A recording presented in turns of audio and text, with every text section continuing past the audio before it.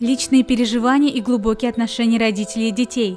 Коллектив из Ижевска Recovery показал эти чувства в танце «Мама» на международном фестивале Inclusive Dance.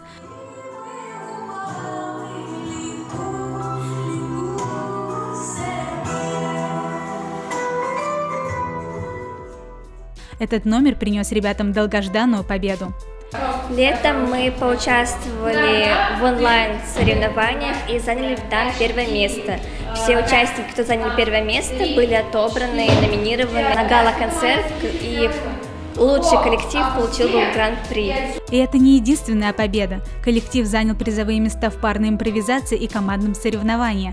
Ребята признаются, такие успехи придают уверенность в себе. Например, у нас в танце, как раз в котором у нас гран-при, есть движение, где я встаю, делаю 3 шага там. И это неудивительно. В коллективе царит атмосфера дружбы. Здесь дети вместе радуются успехам, смеются, поддерживают друг друга и играют в ляпки. У нас именно вот настоящая инклюзия. То есть инклюзия – это же включение одного в другое, включение людей с инвалидностью в здоровую среду. И за счет этого они начинают расти, развиваться. Впереди ребят ждут новые победы, которые возможны благодаря искренним отношениям в коллективе.